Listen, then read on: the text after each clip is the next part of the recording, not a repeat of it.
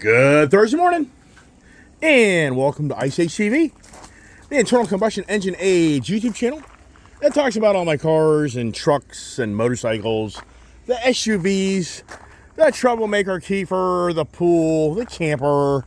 Oh my goodness gracious, where is everybody? Where's the Grand Wagoneer? Where is the Jeep Grand Cherokee? What is going on this morning? Wow, when I came over this morning, my wife was literally walking out the door at the exact same moment, and I'm like, this makes no sense to me. Why is the Grand Wagoneer gone, and you're still here? And she's like, I have no idea. I'm like, did the car get stolen last night? And so I'm like, wow. So my wife calls my daughter, and my daughter took it upon herself this morning to take that instead of like her truck. I don't know what that's all about. It's just as confusing, right? But anyways, hey, here we are, another beautiful day, another Thursday in our life, and it is a beautiful day. It is kind of getting a little cooler, but not radical. It's still very humid, and it's gonna be another warm day, but not as warm as like yesterday. Wow! And as always, so much for tuning to my channel. For all those that participate in the Ice Age TV YouTube community, thank you very much. Appreciate all the support, nice comments. And as always, I really do appreciate those that interact with me on a regular basis because it's a lot of fun. And Mr. Sanchez, he's just going to town on the channel lately, which I'm enjoying. So good morning, Mr. Sanchez. He is the motorcycle enthusiast. I think he's probably the biggest motorcycle enthusiast of anybody on my channel. He is the motorcycle guy, the go-to guy. So here we are. The Dark Horse is back. Yeah. Oh, my gosh. Yeah. If the warranty recall hadn't happened, that wouldn't have happened to me, right? I can always blame, isn't that how we operate in life?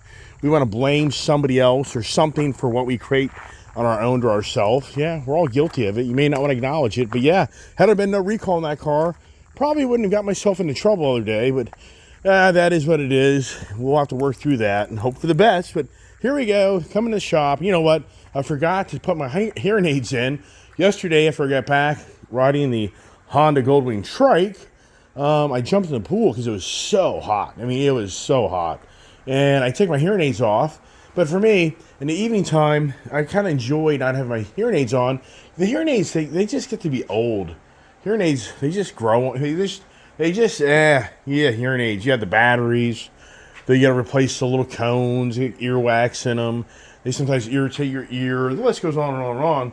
And so anyways, I don't have my hearing aids on, so I may be a little louder this morning, so my apologies.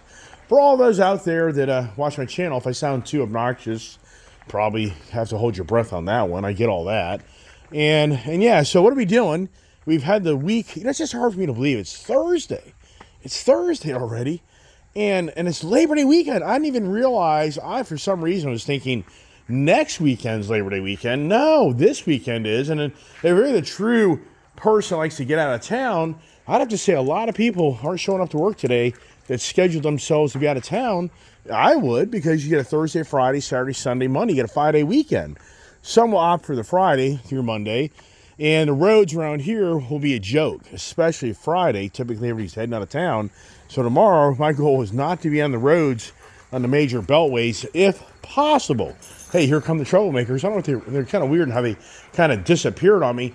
So what are we talking about today? Because we had the key conversation on Monday, the different conversation on Tuesday, the switch conversation on Wednesday, and I thought today the word of the day will be trade, the trade conversation day, and I don't believe we've had that conversation. And it would be interesting for people who really follow my channel. If you knew that I was wrong, you can always reach out to me. Come on, baby. No, leave her alone. And say, hey, you had that conversation. I don't think I did. I usually look it up in my library of words, and I didn't see the word trade come up. And I thought, wow, that is so cool, a word, because if you're watching my channel, for Bob, good morning there, Bob in Melbourne, Florida, I reactivated some of those videos that I took down for a little while, and it was all about Chris wanting to trade, my good friend Chris and Shannon, Chris wanting to trade in his Jeep Wrangler that he's all dolled up and fancied up for a Jeep Grand Cherokee. And if you watch those videos, I mean, I think they're entertaining. I think they're funny.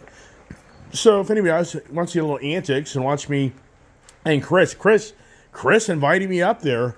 I didn't invite myself up there. He texted me, hey, well, he texted me the day before, who do you know up there at Dulles Dodge? Who should I talk to? Blah, blah, blah. So I kind of got him all set up with Cole Walker, who is John Walker's son, that I used to buy Fords from at Kuhn Sterling Ford. Really great guy. He's now at Tedbert Ford for Fairfax, but his son has always been at a separate dealership in Cole. Really great young man.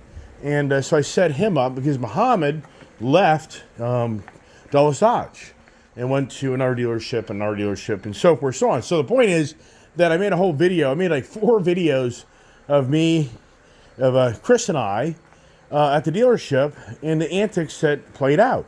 And once again, and Chris is such a cool guy. He plays right along, and he knows we're just having fun. So he's a great guy. And watching the channel, they think I'm being derogatory or mean to him. It's not the case at all. He's having fun. He's making comments to me, and we're just having fun. So, and that's who we are. We get a kick out of laughing with each other, not necessarily at each other. So the trade, I think, is so cool because what is the biggest challenge for you as a vehicle ownership, whether it be a car, truck, motorcycle, SUV, whatever it may be, the dilemma always is if you have something and you have to trade it, that becomes a variable in your car shopping, motorcycle shopping, whatever it may be, that maybe plays your advantage or disadvantage.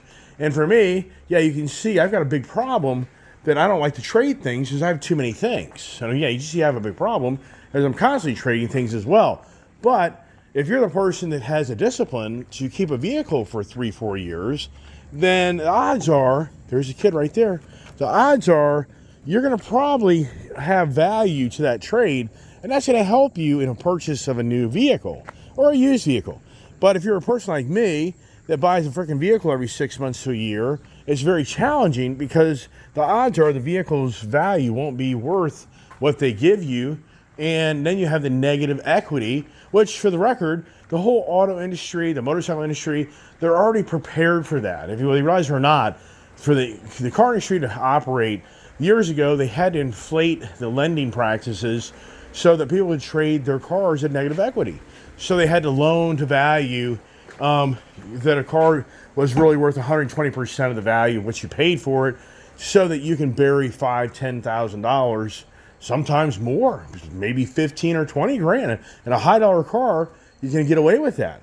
So for you as an individual, if you're buried in a car and you're upside down in it, you do have the options to get out of it, but you're never going to escape the ongoing trade loss values, and you're not going to escape the high car payments. And that's what I was saying to Chris over there at that Dulles Dodge Jeep Ram dealership was, the challenge is going to be that Wrangler. I said that from get-go. That's going to create the problem that the deal just isn't going to work out, because there's no doubt in my mind his payment's going to inflate huge. For basically he has like $1,000 a month Jeep payment, and I knew that would turn into a $1,500 a month payment, and so I just knew that he, at the end of the day, why are you going to do that? It just doesn't make any sense. But for us trading things, that's, I think, challenging as well, because if you take like my wife, my brother, you can even take Julia, they get attached to things and they don't want to lose that. They don't want to trade it. Like my brother, he is nothing like me by any means. When he buys something, he'll keep it forever. My wife is the same way. When she gets something, she's very content and happy, and she doesn't want to trade. Like if I was to take the Jeep Grand Cherokee or the Jeep Grand Wagoneer and trade those, she would be very, very disappointed. I mean, I've done this in the past, but at this stage, that isn't what I'm going to do. But the whole point is, she doesn't want me to trade those vehicles because she's very happy with those vehicles. And that's the thing. It's the people like me that, and so many others that drive the auto industry, that are trading cars all the time. And I don't think it's necessarily because they don't necessarily like them. It's because they want the new flair. They want you want something different and new. Just like for me, I sold my 2 GT500s last year with the anticipation that the new Mustang platform would be better, nicer, and I didn't have to trade my GT500s for those. But I traded the GT500s last year for like the black Bronco Raptor. If you remember that, that was like last spring. That was like last April or May of last year. Just hard to believe how the time goes by so quickly. So for us, but there's another thing too that is challenging too, I think many here would relate to as well, is the fact that will you trade from one brand to another brand? And that's where I hear really more of a challenge is somebody that's a long-term Chevy person, would they give up their Chevy truck for a Ford truck? And, you know, I think that's hard. I think a lot of people that are so, you know, yesterday the conversation was switch conversations, and it kind of follows just in line with that conversation.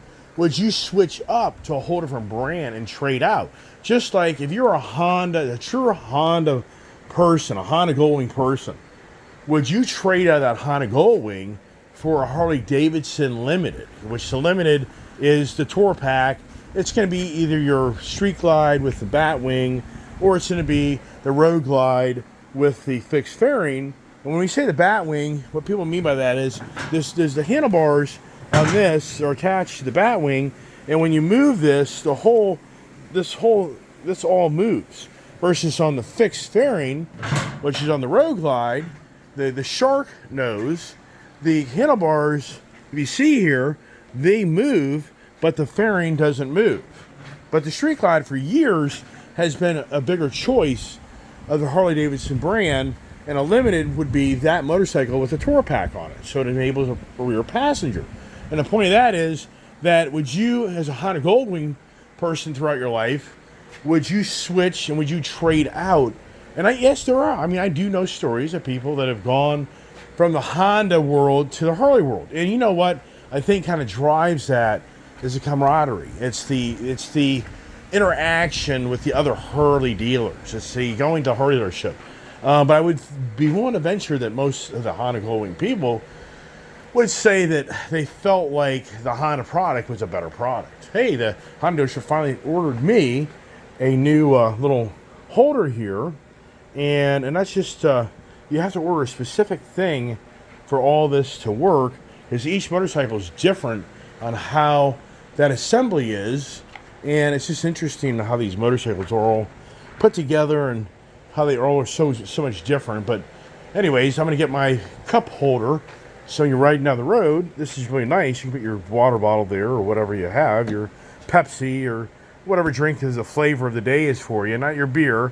And so you got the cell phone holder, you got your drink holder, and you're going down the road, and it'll be really comfortable. I really am going to look into a different seat. Or I need to get a little seat cushion. But yesterday it wasn't bad, but I didn't ride for hours on end. And for me, if you're watching the channel, you know, I traded the Honda CB650R, which I felt would never be just going to sit and collect dust like many other motorcycles. Yeah, I know. It's really bad for me on how I really do need to downsize the amount of vehicles I have. I mean, sincerely, I know that. I don't disagree. The challenge is every one of them, I'm going to take my checkbook out to get rid of them, which that's very challenging. You start adding up 2, 3, 4, 5, 6, 7, 8, 9, 10 vehicles, and you're having to write $5,000, $10,000 checks. You know, that's $50,000 to $100,000. I mean, but I have to still continue to pay bills, so it's very, very challenging.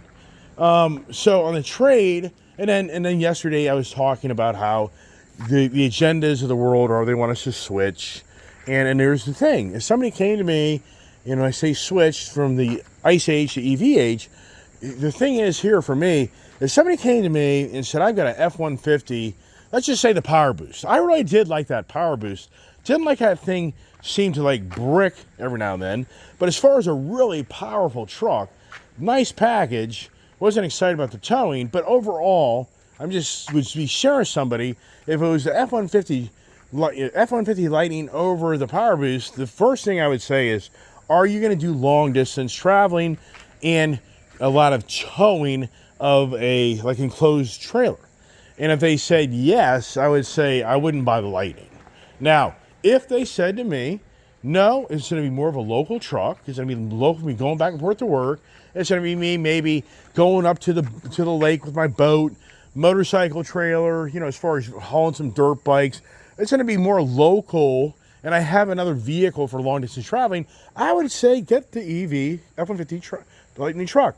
And just for an update, the black truck, in so many ways, the truck needed to be serviced. And I just didn't take the time to do it myself. But I could have got that truck back in order on my own, but I couldn't. And I just felt like it was time to go to the dealership. So the real truth of what happened to the Lightning black truck is the 12-volt battery, which I've talked about. It's in great length on my channel. Of all, whether you realize it or not, I spent so much time on my channel talking about electric vehicles, the infrastructure, the way they're designed, all the materials, the rare metals. So those that really have watched my channel, I have put a lot of content into the electric vehicle, and I bought those for that reason. Some may be like, you're an Ice Age guy, but yet you go out and buy the Mach-E, you go out and buy the Lightning trucks. Yeah, but for me, the learning curve. I wanted to understand more about these vehicles, and by owning them, I did. I was able to gain a lot of knowledge, and what I'm saying to right now with that black truck is the architecture is 100 years old for the most part. You're talking about a 12-volt battery system that runs the inside dash lights, the radios. I mean, all the interior electronics are still working off of 12-volt infrastructure, even though you have these massive battery packs that are running the car. But just the key, I could use that word, the key to what turns a vehicle on is actually just a 12-volt system. Not this crazy 400, 600, 800-volt infrastructure in the battery packs that are in these vehicles. So just a 12-volt battery. So a 12-volt battery, it died. And so since it died, it wouldn't allow the computer to turn on to allow me to charge that vehicle. So my truck technically would have charged the other Lightning truck. You can do that. It's not going to be at a very rapid pace, but because the 12-volt battery was dead, it didn't do anything. So Coons 24 called me late yesterday. The truck was ready to be picked up, and they put a brand new battery in, which that's a good thing, because like for myself, I probably would have got that truck repowered again, and everything would have been fine and dandy for the moment. But then if it sat again for a little while, then there you go. It's another dead vehicle. So in that case there, that vehicle never was bricked. And what brick means in the technology of electric vehicles, it means that if you have like the 131 kilowatt battery in this vehicle, and I drain it, I use every kilowatt. So I drive this thing, let's just say 300 miles, and eventually there's nowhere for me to charge the vehicle, and the battery runs to zero. That's what you call bricking an electric vehicle. Because now the main battery pack has no energy to move anymore, and it's like having an empty gas tank on your motorcycle or car, where now the vehicle isn't operable because there's no fuel or energy for it. So that's what the brick means, bricking electric vehicle. But for my case, that wasn't what happened, but it comes across that way. But for me, my YouTube channel, how do you get attention? And that's the thing I talk about all the time. It's the trade-offs. It's a trade-off. Do I sell out to misleading people by posting misinformation just to get the clicks? As Chris said on my YouTube channel at the dealership, we were having a good time laughing, because when I'm going to venture to do something, Chris will reach out to me and text me, "What are you doing?" And I won't tell him. And he gets all kind of, all revved up. He's like, "What do you mean? I'm not going to tell you yet. I'm making videos." So at the dealership, he made the comment that, all this is about is another click. It's the clickbait, which so many people know that. And I've worked very hard on my channel, not just to create content for clickbait. I feel like I've done a good job on that. I've always felt like when you just start making videos to make videos that have no real entertainment or no meaning to them, I think then you just turn to the clickbait, which is huge out there, as people know. That's what draws your income. I still haven't gotten paid. Now I'm reading my AdSense. I'm going to have to go on my computer and see what's going on. They're holding my check. I don't know what's going on. It may be, I have no idea. Maybe that's something I have to do here later this morning on another adventurous day here in the Ice Age TV shop with all the collection of vehicles. And yesterday, I went out to Timber Honda and I made the video, uh-oh, what do I do now? Well, it's good old Chris, my friend, that always instigates me to think to buy something else. Yeah, my good old friend Chris. Gee, thanks. So he's showing me on how the California sidecar right here has the availability of no tour pack.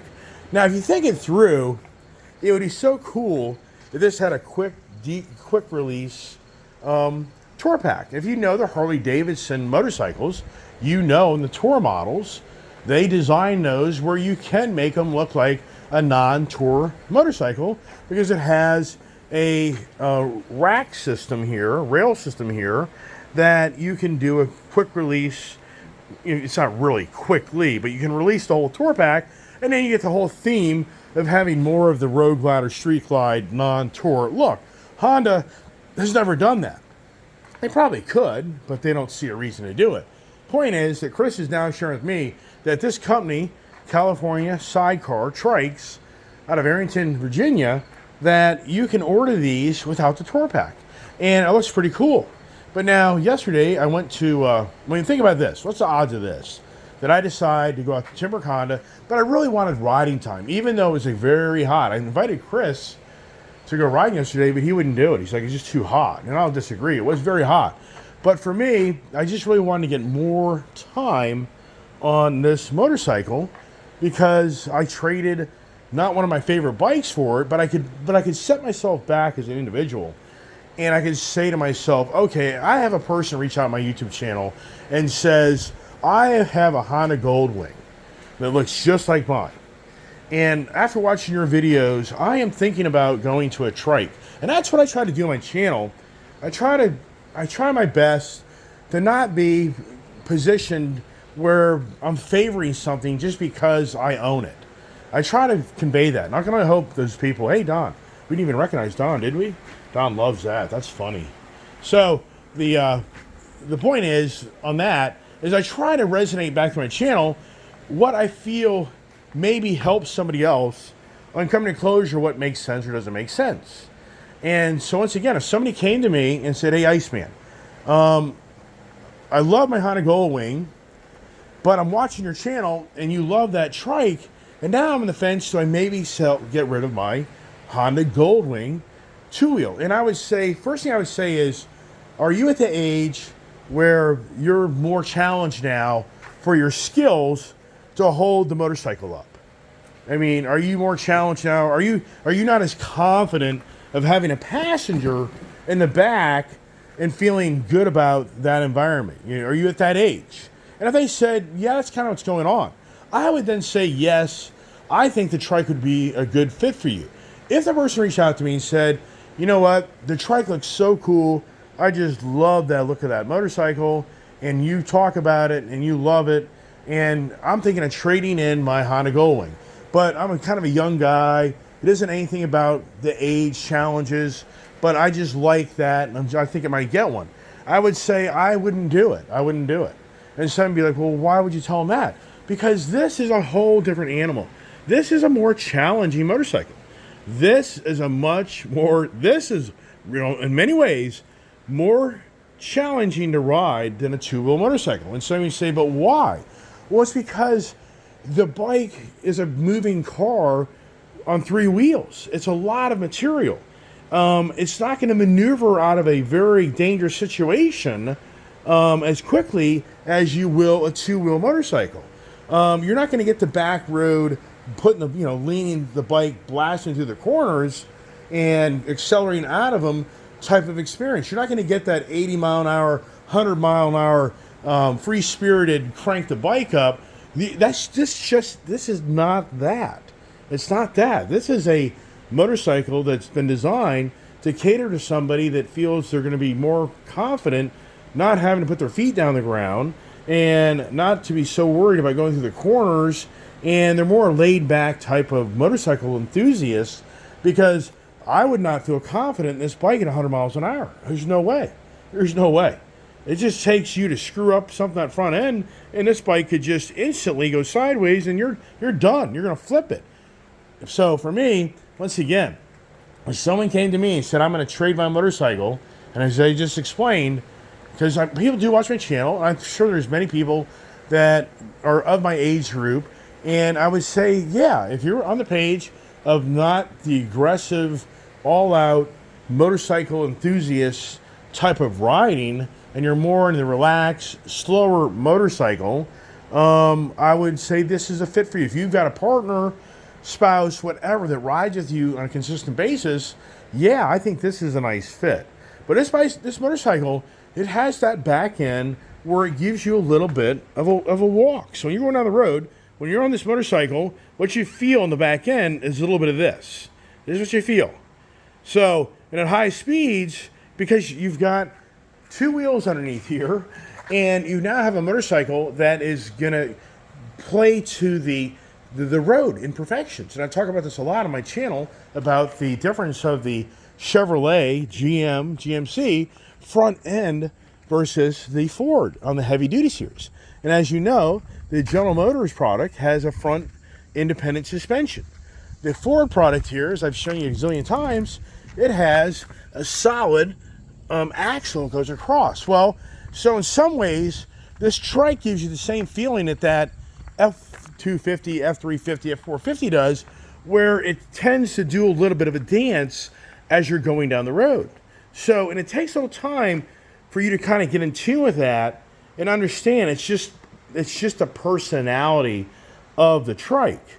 And it's not like it's going to lose control or you're going to wipe out, but it has a different, unique feeling to it. And that's why I'm wanting to ride this a lot right now, is just to really kind of get more in touch and in tune with this motorcycle, so I have the confidence when I ride it. And if I put a passenger in the back of it, I have a lot of confidence. Because if you're a true motorcyclist, you never want to put a passenger on a motorcycle if you don't have the confidence of yourself operating it. It's a fiasco in the end. And once again, anybody out there that has a two up means rider passenger. If you've done that, I've done it. It's a whole different way the motorcycle handles and performs. And if the passenger doesn't understand that they got to kind of just stay in their body position, if you get a passenger that starts leaning to left, leaning to right, moving forward, back, that throws your whole energy off and your whole balance off the motorcycle, where it can be very dangerous. And I told my dad that, and I told my daughter that. It's like, you pretty much just sit behind on that seat, and you just kind of sit in the seat, and you don't really do much movement, because your body movement affects the way I can handle this motorcycle. Now, the Trike, it's going to be a little bit more free for all for the person in the back that could get away with a little bit more of that attitude of kind of not having to be in this perfect type of stature to make the bike not feel like it's going to kind of get out of control to a degree. Hey, here are the little the armrests. So the Honda has, you just wonder, why wouldn't they put this damn thing on when you buy the damn thing? Well, anyways, I went to the dealership yesterday with getting those, which gave me an excuse to go to the dealership to get riding time, and I don't want to get those little armrests, and they weren't as bad as I thought. So the Timber Honda always does me a great job. So I thought these things would be like $200 plus. Yeah, well, I paid a little over $100. So that's not too bad. But anyways, I'm going to put those on, because if I go to Florida and I take this and my dad's down there, my dad really wants to ride in the back of this. My dad has a little armrest here. It's not real big, but he has something there. Or whoever rides in the back with me. This is my wife. I don't know. It's debatable. I haven't had that conversation. She's so busy. My wife got a new job. I mean, she has her job, but she's got more responsibility. It's incredible. My wife is back to literally going to office like every day of the week now, because she doesn't really, it's, for me, I feel bad for my wife. I really do. I know people don't see me with my wife and all, but we are very close. And my wife is so dedicated to her work. She will bend over backwards and work every day of her life. She will. You have no idea how many days I've witnessed my wife go into work 6-7 days a week. And I'm not lying to you. That's just who she is. So, like today, she had to go in today just for a stupid little thing. And does she want to go in? No. So the whole point is, does my wife, I don't think my wife even knows I own this thing, to be honest with you. I don't know. She went to Tennessee. And there's a lot of people like, oh my God. Well, for the record, does she finally ride on the back of a motorcycle? That would be really nice if she would. I would be really excited if she'd do that. That would be awesome. And once again, this is not a motorcycle where you go blasting down the road. This is one thing about this motorcycle. I don't know how you're going to speed and ticket this. You're pretty crazy if you're getting crazy speed. So back to the Timber Honda experience. And the reason I'm talking a lot about this because it's very important information, I think, that others can understand, you learn. And that's the thing that I was saying. What's the odds of me deciding to go to Timber Con yesterday? And yesterday I did make a bunch of video content of me going around on it. And yesterday I did make a bunch of 360 instant camera, which late last night, it was 9 o'clock, before I finished up transferring all the video time of me riding that trike with that fixated to my handlebar. And I spent hours, and as usual, it's all been published, put on YouTube, and it doesn't populate. It's so bad. That 360 camera, it is so bad. It is so bad.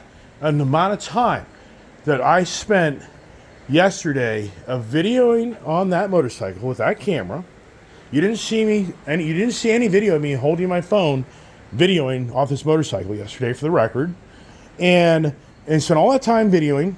Then I spent all the time transferring all that photos to my iPhone, and then I had to create the content to create a movie and then send it to YouTube. And so I have two videos, one that's like 13 minutes long, another one's probably a little longer than that, and they won't populate. Just incredible, man. Just the trade-off. This phone here, this phone I have in my hand is the best damn tool I've ever had in all my YouTube time. Is I take this phone right here, I can video something, and instantly it populates instantly to YouTube. I mean, instantly. It's incredible. That instant camera, and no, I'm not giving it away. So if anybody out there thinks I'm going to give away, no. I mean, that thing's very expensive, so I'm not doing that. So don't get any ideas there. I know I was mad the other day. So back to Timber Honda. So I go out there to get that. I didn't even know if they had it. And the general manager, Bernie, that runs Cumberland, Timbrook, and Winchester. If you watch my video, you'll see that conversation. But Bernie and I hung out. So we talked about maybe ordering another trike. And yeah, I don't disagree. I don't need two trikes. But at the same time, I'm always up for the adventure. So he and I sat and talked for quite a while. And we talked about business and other things. But then I said, do me a favor. Do you have any leftover 23 Honda Goldwing DCT airbag tour bikes? And you know what? They do. So I said, here's the ball game. Build me a trike off of that 23 leftover DCT airbag. But it's the red, black, trimmed out in the aluminum and a more chrome type of finish look to it. So yesterday we built a trike that would have chrome wheels and chrome exhaust and be more chrome in red and black. And I think it'd be a really badass looking vehicle. And he's going to order for me even if I don't take it. He's up for it. He doesn't care. So plus he gets moves his 23 inventory. And so I think that's pretty cool. Now, would I trade this for that? I don't know. We'll have to see when it comes in. Do I like the clutch on this? I do. Would I like DCT? Yeah, I do like the DCT. I like the DCT. It has a parking brake capability, like I showed you over here on my other motorcycle here. This is the DCT, and there it is. Or am I just like another crazy man, and do I trade out the this Goldwing, for another trike? Which, who knows? It would, right now, if he puts the order in, it'll take a good 6 weeks for that even to play out. But here's what I found out, though. This is very interesting. Bernie's a very smart guy. He really does know how to run business. And so, believe it or not, the custom sidecar California, I wish they called it custom sidecar, because who the hell likes California anymore? So that company in Arlington, Virginia, they send the whole kit to the Cumberland Honda dealership, and he has his own internal people create the trike. I never knew that. So just so you know, anybody that's local here that wants a trike, you can bring your Harley Davidson to him. He'll do your Harley. He'll do your Indian. So just so you know, up in Cumberland, Maryland, Timber Honda has a whole facility that puts together trikes. So that is very cool to know. And because what Bernie came to closure was, if they're going to sell these things, they better know how to fix them. And he came to closure, if they knew how to put them together, then they'll know how to fix them. So very, very good information. So basically for him, He puts an order in for me. He said they do the paint job at that California sidecar in Arlington, Virginia. So they'll do all the painting, but then they'll send the whole kit up, and then they've got up there at Timbrook have to then modify the front rake and then modify the whole motorcycle into the trike. So just once again, anybody here, and that's very, in my eyes, I'm sure other dealerships in the country are doing that, but you got to think about the trade-offs. And for them, we talked about other trike companies and the trade-offs. And so for years ago, Bernie came to closure that he felt this company was the right company to deal with that would be very supportive, and he felt it was the better product. Even though when Bernie told me that years ago he was very anti-trike, he actually witnessed many years ago going to the what's the ride for the veterans down there, and so he went on that ride on Memorial Day weekend. What the hell is that called? It's a total mind blip for me right now. Maybe I'll figure out in a few minutes, but it's a big ride here in D.C. where all the veterans get together and they go down to the memorial. And so when he went down there years ago, he witnessed a guy on a Harley-Davidson trike. He was behind him, and he noticed how the back of that trike, when he went around some corner, he could see daylight under the tire. And he was like, what the hell is that? So he was instantly like, no way, those trikes are extremely dangerous. Sadly, that guy on that trike going back home up 270 north, back that goes up to Hagerstown, Maryland, Bernie witnessed a major accident, and that guy was part of it, and he claims it's like the Patriot movie, the Patriot Games or the movie or whatever, or Independence Day movie, where a laser comes down and starts blowing cars up and they're blasting off in the air. So he was using that example, this guy on his trike going flying, off the road with the bike, and, a very sad story. So for Bernie, he's been totally anti-trike from witnessing that. So this company came to him years ago, and he told him, I'm not interested. He said, I don't want trikes. It's too much of liability. I don't want them. So the guy was like, listen, ride this thing. And he was like, no. He's like, would you take this damn thing up the road and ride it? And so I can share with you that this bike is a very stable machine, and it's better than what Harley makes, and you may have a different view. So you know what? Bernie jumped on it, and he went riding up on all the back roads up there in Cumberland, Maryland. And by the time he got back, he was amazed. He was like, that thing hugged the road. He's like, he was taken back on how confident that motorcycle was. And then he decided, from the sales guy pressuring him, to become a California sidecar company. So that's why Timbrook Honda is a California sidecar trike distributor. So the trade, and that's the thing. Once again, for me, it's all about the trade. And I know I'm going to lengthy conversations of just detailed stories of Timbrook Honda and whatever else, but back to the trade. That's our challenge in life, is what do you trade?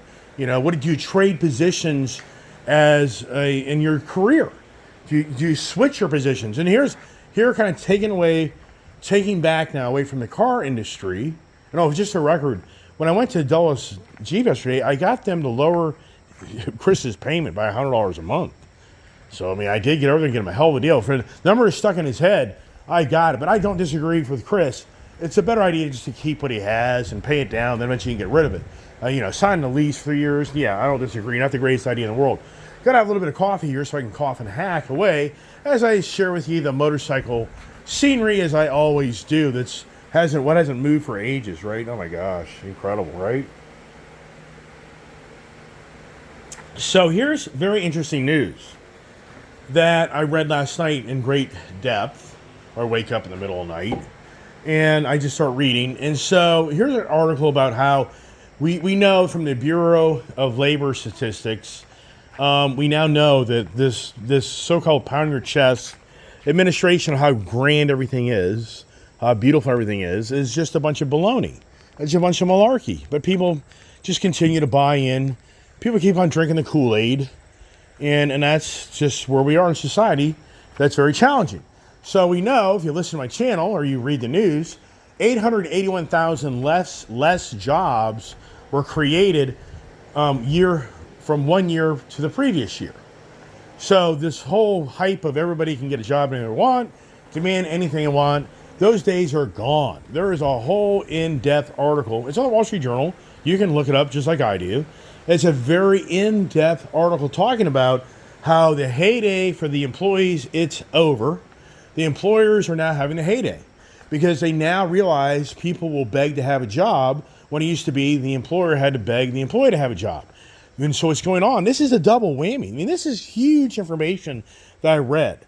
And it talks about how people are now making less money because the companies have pulled back on these lucrative pay, salaries and pay. And it's radical. And the retail side of it is getting killed. Retail employment, their incomes are half of what they were just 2 years ago to a year ago. So the employers are now hiring people for very cheap labor again, because the white collar guys are now borderline having to go for blue collar jobs because the white collar stuff has disappeared. But at the same time, what it talks about is how many companies, there's story after story of people applying for a job just 2 months ago that would have been advertised for $130,000 a year income. Today, if they reapply, it's an $80,000 a year job, maybe 100, maybe.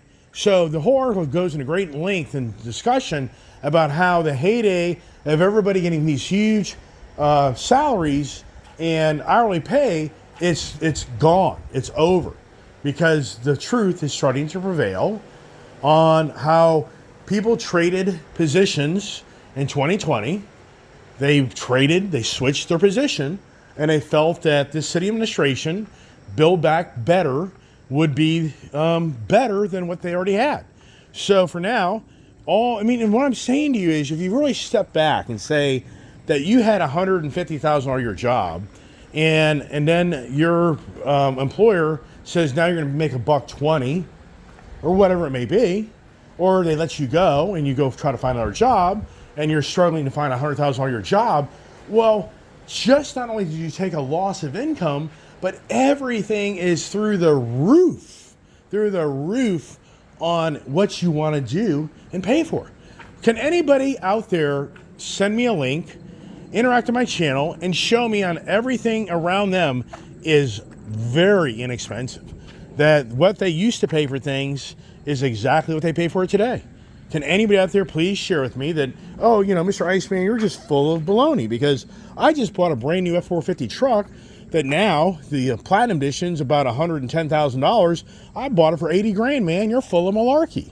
You're just full of BS, dude. The houses are now $1 million homes. I just got one. I watched this guy, Michael Bardinero, out of Miami, Florida, and he got me a house that's $1 million for $500,000. I watched this guy, Lecky Lopez, and this other guys that run around talking about the car dealership fiascos. I just went to a Dodge dealership, and that car right there that used to be $70, I got it for $40. I can believe you got it from the $50s, I'll tell you that much. I wouldn't be surprised if somebody had a $73,000 car, a Dodge, you were at the right time, you probably got it for $55 to $58. That wouldn't surprise me. I don't think you got it for $40. Whole point is, wow. Talk about the misery. Yeah, like Vinny said, the misery likes company. I say misery likes misery, meaning, in my words, the same thing, but maybe I don't classify it that way. But are we living more than ever in an age where misery loves company? Misery loves misery. So for that, reading that article and now really, and so that's the thing I've been talking about so much on my YouTube channel. How long can the media machine continue to push down the reality of really what's going on in our country just to try to get it through the next election?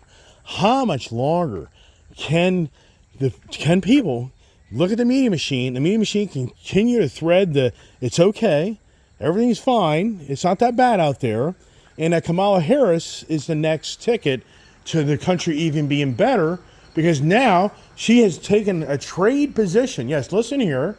I think most people here are very cognizant of this. But Kamala Harris now is just taking the script of Donald Trump and going to do whatever he does. Have you heard this?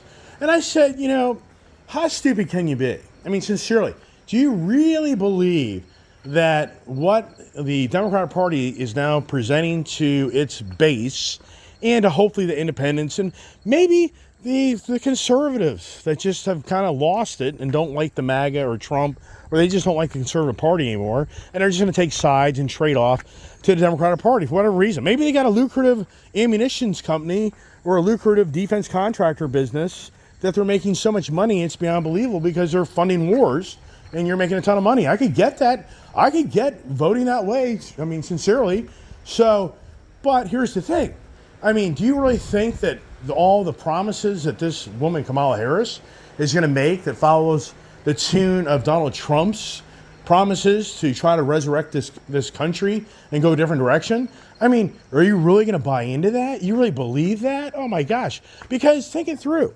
Why, as a Democratic individual, would you vote for Kamala Harris if she's gonna follow the same playbook as Donald Trump? And if you think it through, Kamala Harris right now, as time progresses, you're going to see she's in the administration that has been part of the inflation, now the job losses, the wars, the crime. You can just sit here all day long because she's in that administration that's part of all this. She can't blame Trump because he's not part of it right now. He's not in authority. So you think it through, in so many ways, why wouldn't the Democrats just switch to Trump? If she's going to follow this, you come on, that ain't going to happen. It's just a game being played that ensures, in their views, that the Democrats don't trade off to Trump. That's all it is. That's all it is. Or the independents don't trade off to Trump. That's what that whole, and you're going to see more and more of this with Kamala Harris that'll just be saying, oh yeah, no tax on tips. Yeah. Oh, I mean, you can just start going, oh yeah, we're going to build a wall. We're going to build a wall now. We're going to build a wall. Oh yeah. I mean, I can just, oh, we're going to put more police enforcement. Right. Yeah, well, that's it. Long conversation. I know that. I talk a lot. And as always, hope everybody has a blessed day. It's a Thursday.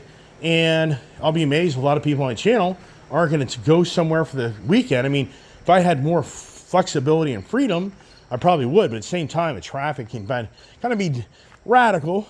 And Gail and Brian, they're going to postpone their engagement with me till next weekend.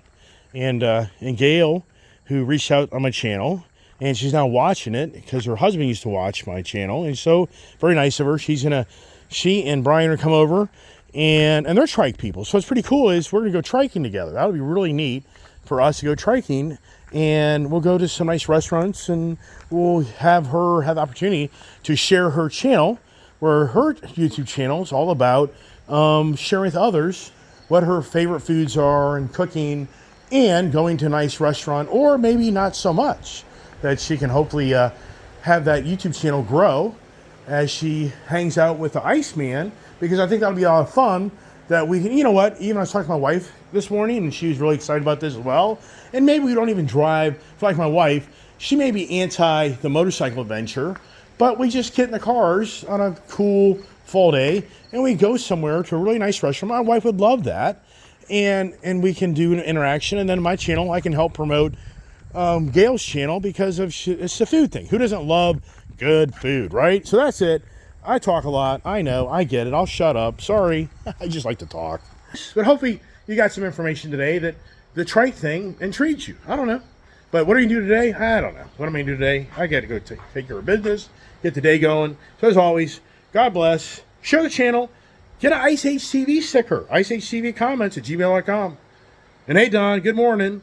And hey, Jeannie, and then I can't even remember your daughter's name. Too many names there, Mr. Don. Sorry. What's going on? But he wants to ride the 450. Yeah, he does. Yeah, okay. Well, you never know.